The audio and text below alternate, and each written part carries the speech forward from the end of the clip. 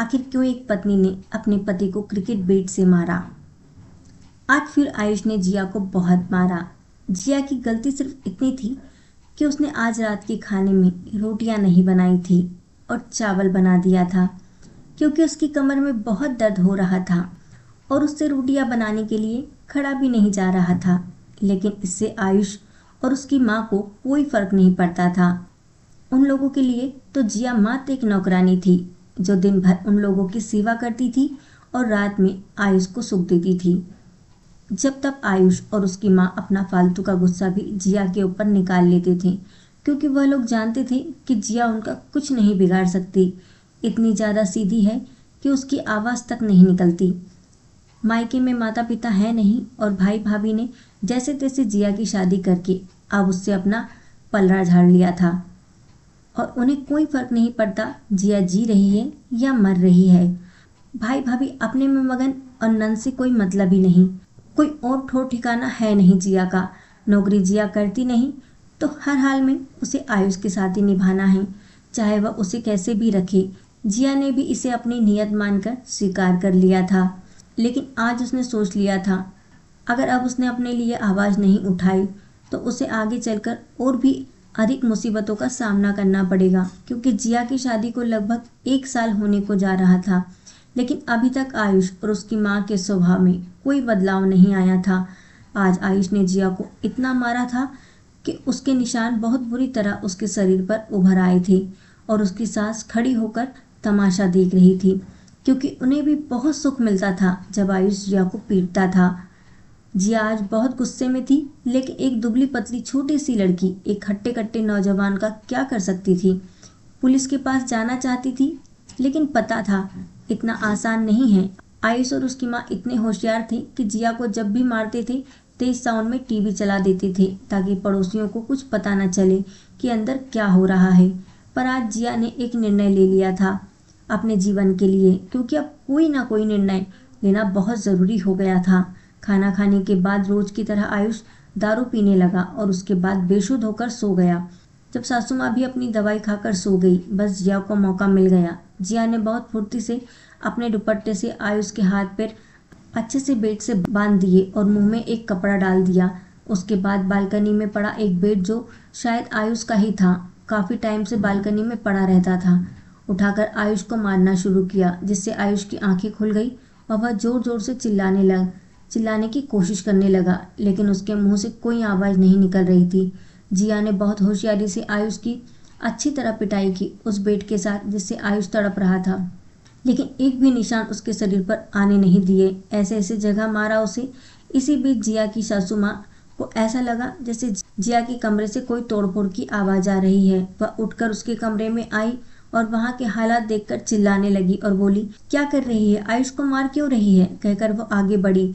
इस पर जिया ने वही बेट उठाकर सास की तरफ बढ़ाया, जिसे देखकर वह समझ गई यह तो कुछ भी कर सकती है, अब उसे ही मारेगी। जिया के सास को कुछ समझ में नहीं आया और वह घर से बाहर की ओर भागी।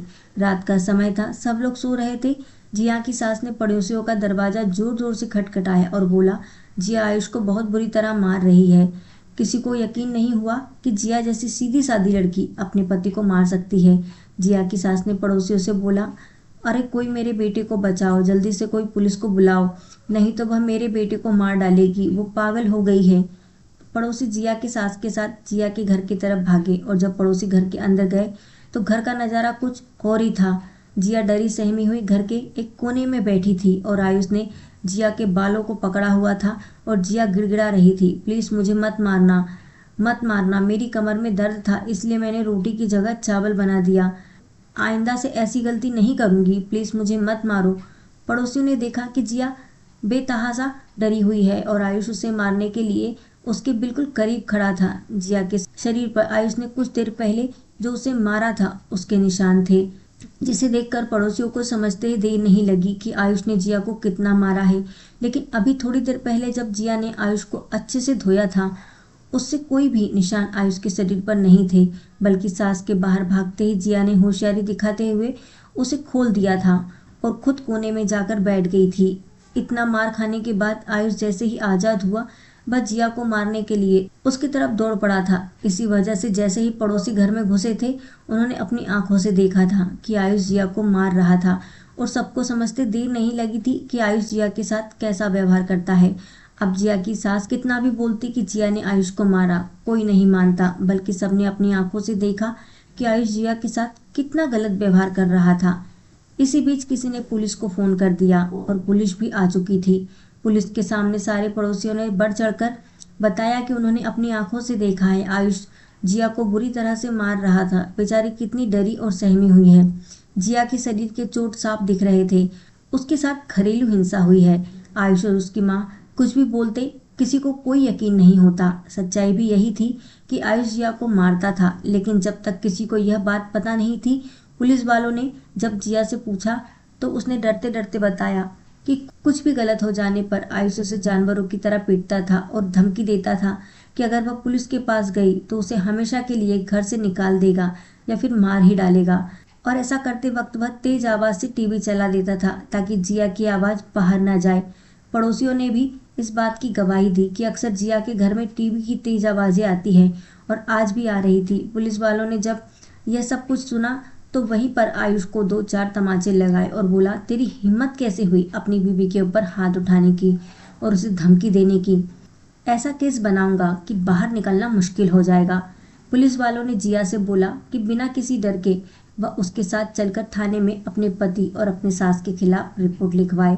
लेकिन जिया ने बोला, मुझे इन लोगों से बहुत डर लगता है। अगर मैं इन लोगों के खिलाफ रिपोर्ट लिखवाऊंगी तो यह लोग मुझे मार डालेंगे। मैं अभी कोई रिपोर्ट नहीं लिखवाना चाहती, कहकर वह जोर जोर से रोने लगी। आयुष और उसकी माँ बोल रहे थे, हाँ हमने इसे मारा है, लेकिन आज इसने भी मुझे बहुत मारा है। तो पुलिस ने एक और तमाचा आयुष को लगाया और बोला, इसे देखकर लग रहा है कि यह तुझे मार सकती है। पागल समझ रखा है हमें, ऊपर से अपनी पत्नी को मारता है। अगर आइंदा तेरी कोई शिकायत आ गई तो तेरी खैर नहीं है, समझ लेना। और जिया से बोला, अगर फिर कभी इसने तुम्हारे ऊपर हाथ उठाया तो बिना किसी डर के तुम थाने आ जाना। तुम्हारे पति और सास को हम सीधा कर देंगे और देख लेंगे कैसे यह तुम्हें और मारता है या घर से निकालता है। ऐसे लोगों को पुलिस वाले 2 मिनट में सीधा कर देते हैं। और जिया की सास की तरफ देखकर बोला, आइंदा से अपनी बहू का ख्याल रखना, नहीं तो आप भी लंबा नपोगी। कहकर पुलिस वाले वहां से चल गए। पड़ोसियों ने जिया से बोला, तुम्हें डरने की कोई ज़रूरत नहीं है। अगर ये दोनों माँ बेटा आइंदा तुम्हारे साथ कोई भी ज्यादती करे या तुम्हारे ऊपर हाथ उठाए तो तुम किसी भी तरह से आवाज़ लगाना, हम सब तुम्हारी मदद के लिए आ जाएंगे। और साथ ही साथ आयुष और उसकी माँ को धमकाते हुए पड़ोसी चले गए। अगर अब जिया का एक भी बाल बांका हुआ या वह किसी दिन हमें बालकनी में नजर नहीं आई, हमें कुछ भी शक हुआ कि तुम लोगों ने उसके साथ कुछ गलत किया है, तो हम पुलिस को फ़ोन करने में देर नहीं लगाएंगे, क्योंकि तुम लोगों की असलियत अब सारा मोहल्ला जान चुका है। अब आयुष और उसकी माँ को समझ में आ चुका था कि अगर जिया के साथ उन्होंने कुछ भी गलत किया तो उन दोनों की खैर नहीं है। सारे पड़ोसी बाहर जा चुके थे और जिया अब अकेली घर में थी। आयुष तमतमाया हुआ था, जिया की तरफ बढ़ ही रहा था कि जिया ने बगल में रखे हुए बेड को दोबारा उठा लिया, जिससे देखकर आयुष वहीं रुक गया। और आयुष की माँ ने उसे पीछे अपनी तरफ खींच लिया और बोला, बेटा आप चुपचाप शांति से रहे, इसके मुंह लगना बेकार है। अब इसने ऐसा माहौल बना दिया है कि कोई हमारी बात नहीं मानेगा। अब अगर इसे थोड़ी भी खरोच आई तो हम दोनों का जेल जाना तय है। जिया ने भी बोल दिया, अब गलती से भी मेरे ऊपर हाथ उठाने की कोशिश मत करना, नहीं तो तुम्हारा एक हाथ तोड़कर तुम्हारे हाथ में दे दूंगी। जेल की हवा खिलाऊंगी वो अलग। बहुत सहली तुम लोगों की मनमानी। अब इस घर में तुम्हारी पत्नी और इस घर की बहू बन के आराम से रहूंगी। तुम लोगों की भलाई इसी में है कि आराम से एक परिवार की तरह मेरे साथ रहो और मुझे इस घर की बहू होने का दर्जा दो। तो वादा करती हूँ सब कुछ ठीक हो जाएगा, वरना अगर तुम लोग शांति नहीं चाहते तब मुझे भी शांति की कोई ज़रूरत नहीं है। तुम लोगों के साथ रहते रहते मैंने भी उत्पात करना सीख लिया है और तुम जैसे टेढ़े लोगों को सीधा करना भी सीख लिया है। अब अगर गलती से भी मेरे ऊपर हाथ उठाया तो कैसे कुटाई होगी याद रखना। यह कुटाई तो तुम्हें जीवन भर याद रहेगी ही। गलती मेरी है कि मैंने खुद को कमज़ोर समझा था।